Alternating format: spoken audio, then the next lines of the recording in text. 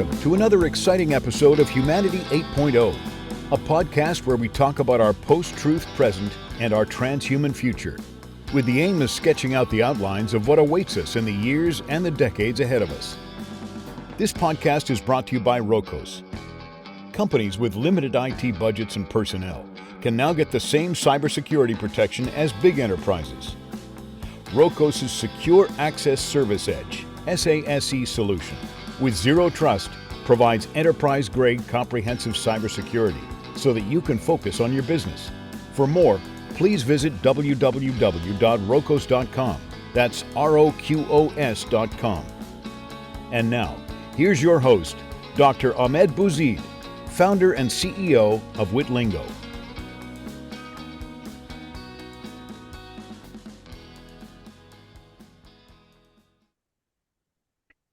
Michael Gibson, welcome to Humanity 8.0. Well, thanks for having me on. Happy to be here. Wonderful. Thank you so much. And you're a busy guy, so thank you for sparing an hour for me. So I think we have somebody in common, you and I, Professor Steve Fuller. Cool. I was one of his students, and he speaks very highly of your book, this book here. Can people see it? Anyway, the title is Paper Belt on Fire, published last year, I believe, 2022, is that right? Was it 2021? Last week in November last year, yep. Last year. So it's brand new. And I read it, and I think it's pretty provocative, depending on where you're coming from. I think it's very bold. I'll share my thoughts with you, and then we'll launch into what this thing is all about. I think it's pretty bold, and I think it's very timely. Also, many things need to be challenged, and if one thing needs to be challenged, it's academia and the way we make use of our brain trust, if we want to call it that. Okay, so let's start with the title, right? The basics. What is a paper belt, and why is it on fire? Well, first, again, thanks for having me on and for the kind words about the book up front. Steve is a great guy. I met him, I guess, about a year and a half ago for the first time. And yeah, it's just been fun to communicate with him. He's full of wild ideas. Paper belt on fire. The paper belt. So a friend of mine, Balaji Srinivasan, some people know him from his notoriety on Twitter. But I was friends with him starting in maybe 2012, 2013. And we used to just get together and jam on ideas. And one time we were talking about how a coming wave of technology, especially driven by things like Bitcoin and Ethereum, might start to make some of these older industries shake at their foundations, or at least in the best case, maybe replace them, but at worst, enter into a competition that might help improve both. So, the Rust Belt has come to define the industries of the American Midwest. Old industries hollowed out by technological change and globalization. And so we thought that the industries on the East Coast of America, from Washington, D.C. to Boston, would start to face strong headwinds because of these technological changes. So those industries, in DC, there's government, where they print money on paper, they print laws on paper, regulations on paper.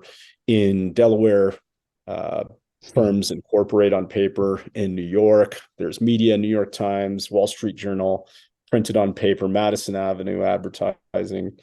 And then as the arch symbol of American higher education, Harvard and MIT print diplomas on paper in Boston. So that's the paper belt. And sometime after coining that term, I wrote an essay in which I said it was my mission to light the paper belt on fire. So, some people grasped onto that when I wrote it, especially in the sort of hacker cypherpunk community. And then when I was writing the book and talking about potential titles, my editor really thought that because it was provocative, and you get this imagery on the book, so Yeah. on the book cover. So that's the title of the book. I don't mean it to be. I mean, the fires, I mean, on the one hand, it describes decline. So one thing that, for me at any rate, when I understood the theory behind Bitcoin and it going down to its architecture and the reason for its creation, was because there are institutions that are meant to serve the common good, but because either due to incompetence or due to corruption, these institutions have been failing in their performance over the last 40 to 50 years. So take with Bitcoin, the target that it was aimed at was centralized banking, most prominently the Federal Reserve. Here we have an institution that is meant to serve the public by creating a stable currency. They have a dual mandate mission. By their own lights, stable prices and low unemployment. And over the last 50 years, they've caused trouble. There have been good long stretches where everything seems fine, and then, as with the financial crisis, catastrophe breaks out. So I think this model of an institution that prints something on paper and that we have come to trust, and now its performance is declining, also fits the university. Okay, they don't print money, but they print diplomas on paper. Universities are supposed to authenticate the value of that diploma. Their signal is supposed to be trustworthy. And over the last 30, 40 years, that signal has become attenuated and less reliable. So I think that's interesting to think through, because it means when we think about ways of reforming or ways of replacing, we have to overcome this problem of third parties that become less trustworthy over time, or that can become corrupted and less reliable. Yeah, makes sense. So in the case of universities, the currency that they're printing, I guess, are the diplomas, right? Yeah. And there is a centralized aspect to Ivy League, let's say, the big schools. There are only a handful of them, or maybe a dozen or so forth. Right. And so there is an element of centralized. So we'll get back to universities. The second question I have for you also relates to names. Is the name of your fund, 1517. And can you tell the audience? I love that you're picking. I love that you're picking up on the names, because naming things is difficult but very important for me. Yeah, we're trying to convey a message there. Yeah, go ahead. Yeah, and it's a theme throughout the book, even with my own name. Yeah. So 1517. So we came to see. So just by way of background, I helped Peter Thiel found his fellowship program in 2010. That program gave out $100,000 grants to about 20 individuals a year. And there were two conditions to that grant. Number one, you had to be 19 and under when you applied. Number two was you couldn't be enrolled in school. We were making a statement about education, that perhaps we could, help people launch their careers sooner. And, some ideas don't need to wait, and that the degree wasn't necessary. So I helped run that program for 5 years. During that time, we just saw some extraordinary things come out of that program, most notably helping Vitalik Buterin launch Ethereum in 2013. Another recent success from those days is Dylan Field, the founder of a company called Figma. It's a design tool. A lot of developers use it all over the world. That was recently bought by Adobe for $20 billion. So even by 2015, we had seen a lot of success growing. And my colleague, Danielle Strackman, and I decided that we could be making money and expanding this mission. So the grant program is limited to 20 people a year, but we thought, wow, we could be making money here, and in a sense, build an endowment like a university by supporting people who don't have degrees. So we started our fund in 2015. We called it 1517 because of this critique of centralized higher education. We saw a historical parallel with the Reformation. Martin Luther famously nailed his theses to the church door in 1517. I guess it's apocryphal whether this really happened on Halloween 1517. But nevertheless, we took it as inspiration, because what Luther was protesting against mainly was the church, the Roman Catholic Church's practice of selling a piece of paper called an indulgence. And these indulgences would save your soul. They would absolve you of sin. And so you could just hand over tons of money and, be forgiven for your faults. So the parallel we saw today was that, universities are selling a piece of paper. They tell you it can save your soul, and they're accepting a lot of money to do it. And we wanted to make the statement that, we don't believe in indulgences. So yeah, we named the fund 1517. I noticed also that people tended to ask about it whenever, if I had a T-shirt that said 1517 on it, people would ask. So yeah, we named the fund that. But yeah, in the book, the paper belt 1517. I tell my personal story some, because I think names aren't descriptive. They're also, in a sense, normative. They embody ideals and things we have to live up to. So in the book, one of the fun things about, because I wanted to tell stories. I didn't want to just write a manifesto about the troubles in higher education. I also wanted to tell the story about, Peter Thiel, Danielle, and I working there and starting our fund, but also the people we worked with who are extraordinary. And so when you tell stories, you get to do things like weave themes in and out. And one of the themes I wanted to develop in the book was this idea that, a name is something that you live up to. So 1517, one of the aspects of the Protestant Reformation that stands out to me is that it was enabled by technology as well. So the printing press had spread throughout Europe by that time. And so, Luther's listicle went viral in a sense, because for the first time people could, copy it and print it cheaply. I don't think the Reformation could have happened really without the technology. Right? It was essential. I think you could have. I forget some of the names of these people, but in the church prior to the 16th century, there are examples of heretics who complained in similar ways that Luther did.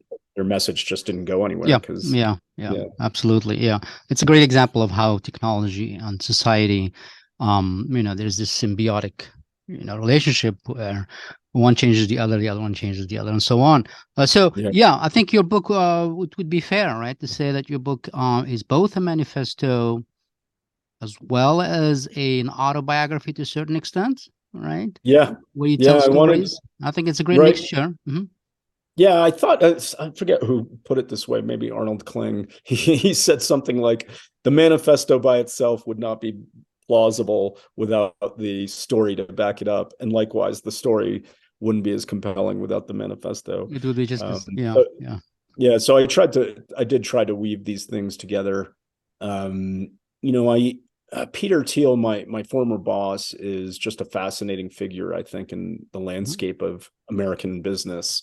Very creative individual and innovative. And so I did want to take people behind the scenes and show what it's like to work for Peter. And then moreover, some of the things I learned from him, probably in terms of this, like why write the memoir.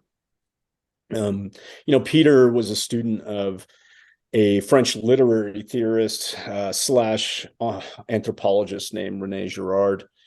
Girard's work spans, criticisms of Dostoevsky and Proust to, tracks on human sacrifice and scapegoating. And Girard is just, a very profound and deep thinker. And Girard also had a tremendous influence on Peter. So when Peter hired me, I had no business being in that business. My background is I thought I was going to be a professor of philosophy. I was a journalist for a time. I never thought I'd work in venture capital. So when Peter hired me, I thought that was unusual. But then as soon as I started interacting with some of my colleagues, I noticed that, oh, wait a second. It was hardly anyone here has a background in finance or anything. So I started to wonder, why, how does Peter decide who to fund when they pitch him for a startup, or who to hire?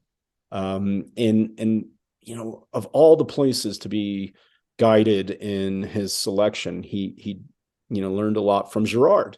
And so Girard, in his studies of various mythologies, especially on this question of, the madness of crowds, witch hunts, and social disorder that culminates in scapegoating, Girard, famously investigated the types of people who became scapegoats.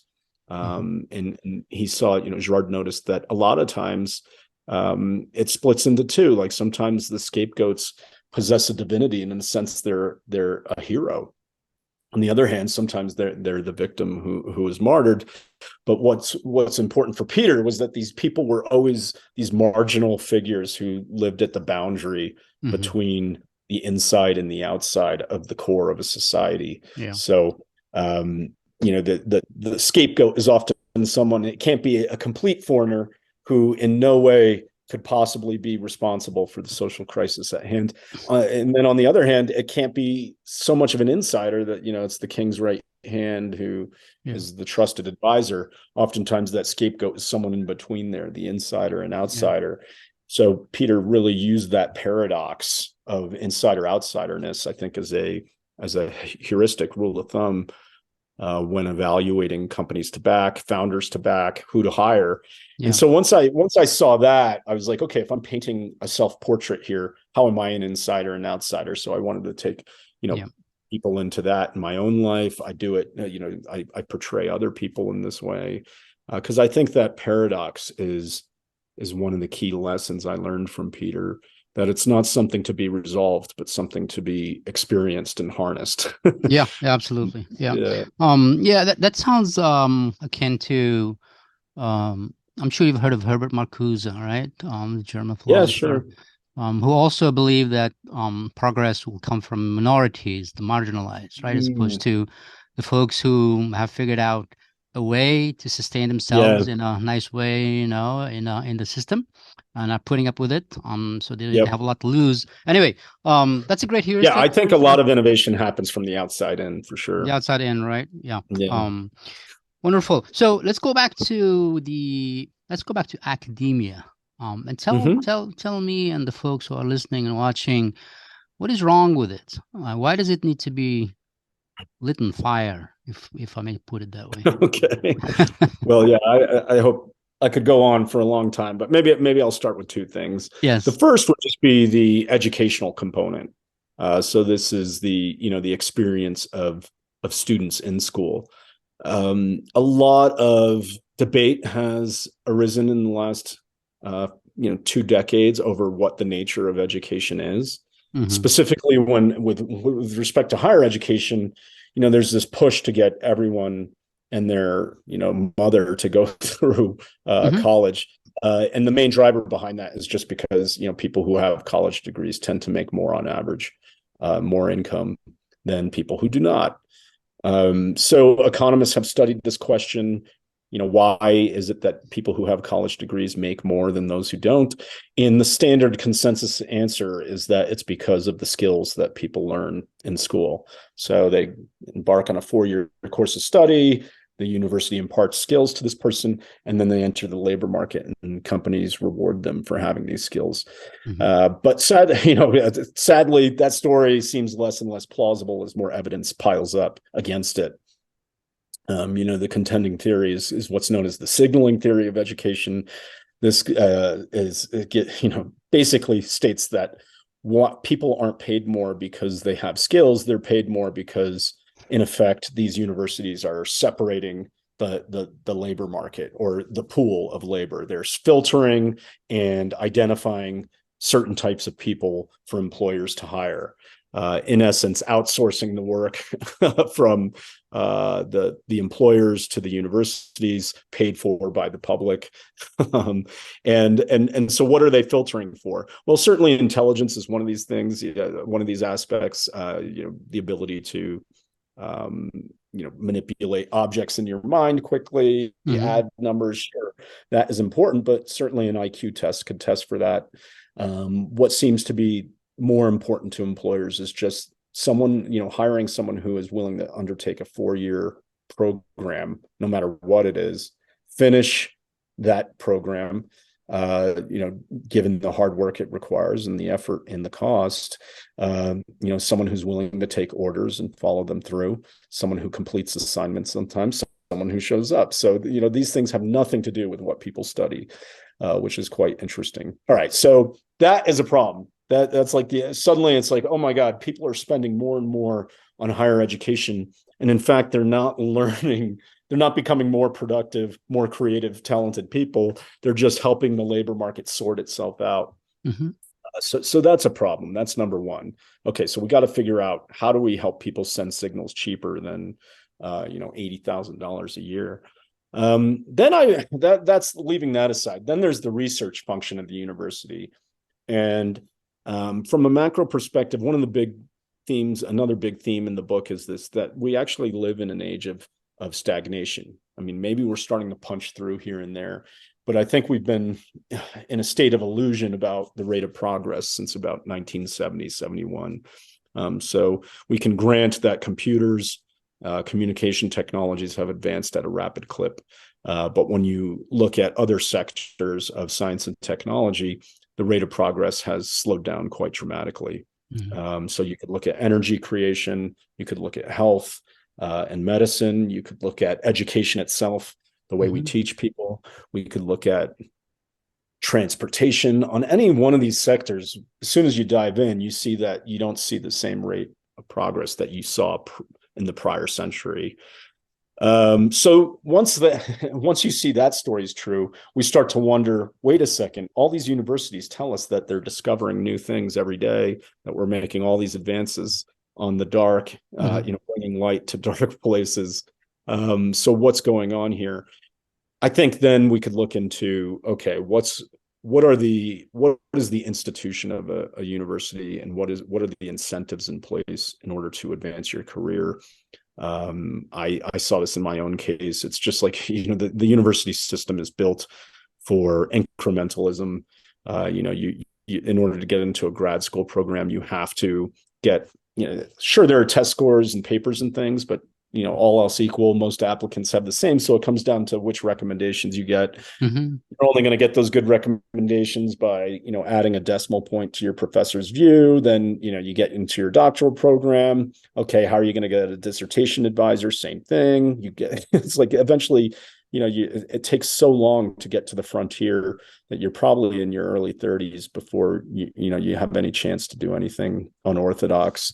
So I feel like a lot of the research function of the university has gotten clogged up, and sand has been thrown into the gears, and we could look at these incentive issues as part of that. And then lastly, I mean, I think it's undeniable that the university has just become a hothouse of ideology, less tolerant of free speech and the free exploration of ideas.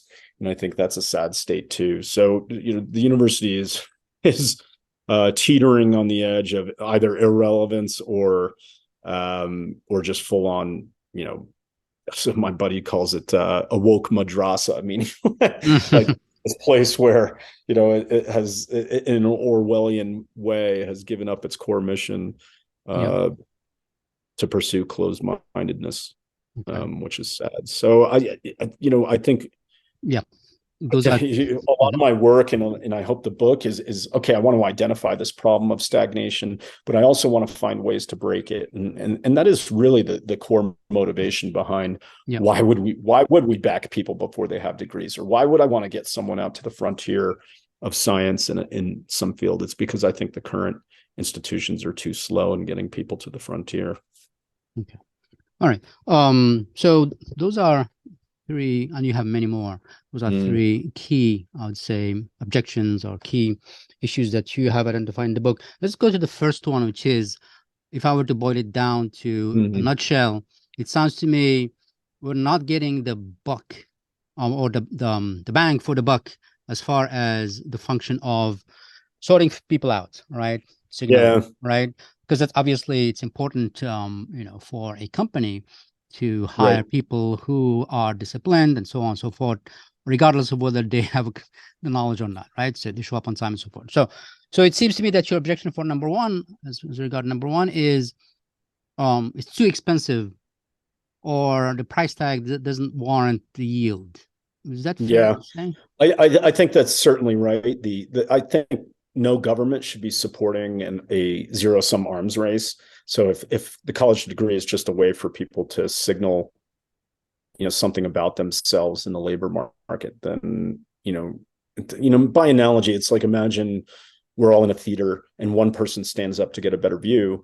It's great for that person, but then the incentive is for everyone to stand up, and then after that, we're all where we used to be beforehand. So I think the college degree is the same thing. Is like, it's advantageous or beneficial for a single individual to get one, but it's socially wasteful, because if everyone does it, then okay, we're just where we used to be. No one is any more talented or creative than they were before. Mm-hmm. We've just wasted 4 years and a ton of money. So what I would say is, like, okay, the counter to that is, it just goes to show, I think we're in the dark ages of education. What that means is we don't really know much about talent development. And universities don't seem to care about that. They seem to just think if you get good grades in a class, that must mean that you're learning something. And they even try to tie that to high idealistic claims like, hey, we teach people not what to think, but how to think. And then they provide no evidence that they do this. Yeah. There's a lot of evidence against the statement that they do. So, but let's decouple accumulation of knowledge and so on from instilling discipline, instilling professionalism, let's say, right? Let's decouple those two. And let me just pose this as sort of a hypothesis, or maybe sure. What if we said, okay, a university, and we can call it something else, where maybe it's training grounds for enabling folks to be ready to be folks that a boss can rely on, that a company can rely on, that they are responsible, that they understand, what responsibility means. They've grown up to become an adult, right?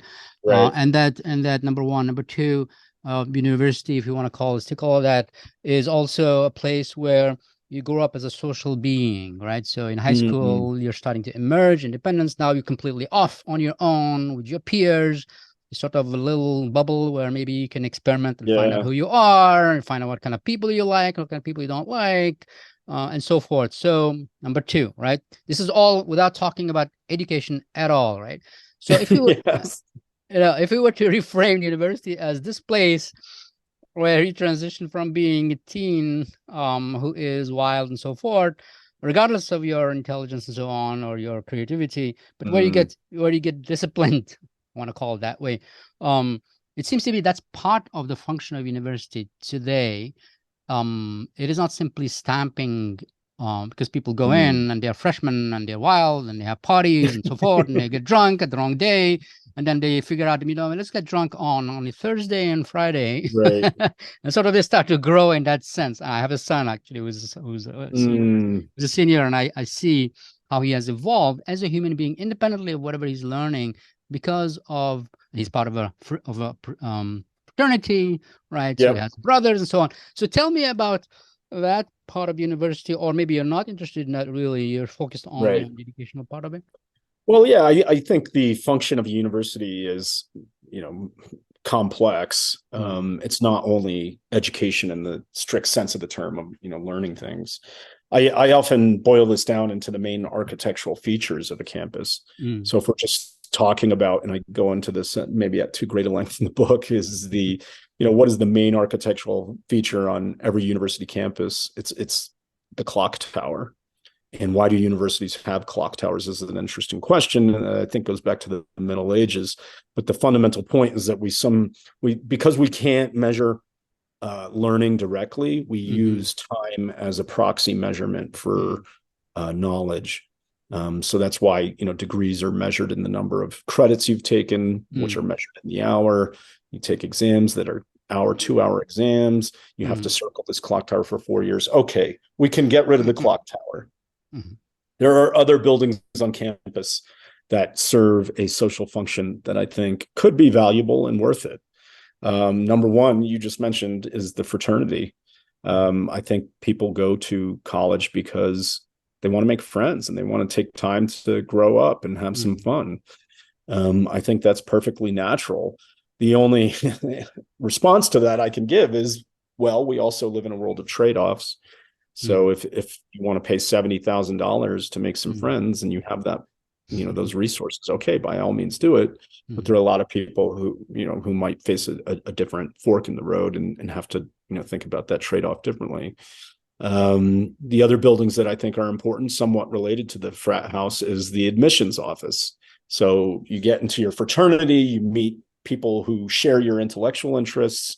They have exciting ideas about what they want to do with their lives.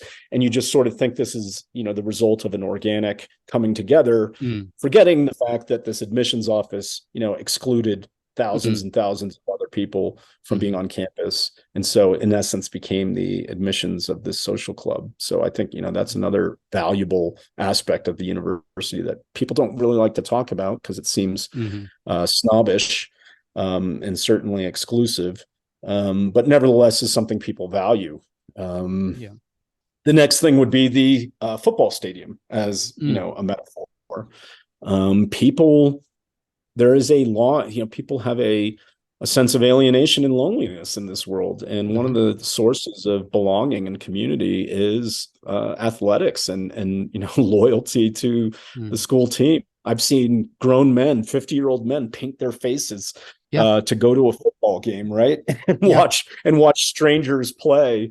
People they don't even know play on the field, right? I mean, that if you were an anthropologist from Mars, you have to scratch your head. Okay, what's going on here? Well, I think it's because this experience satisfies that longing in the human heart for belonging, to be a part of something.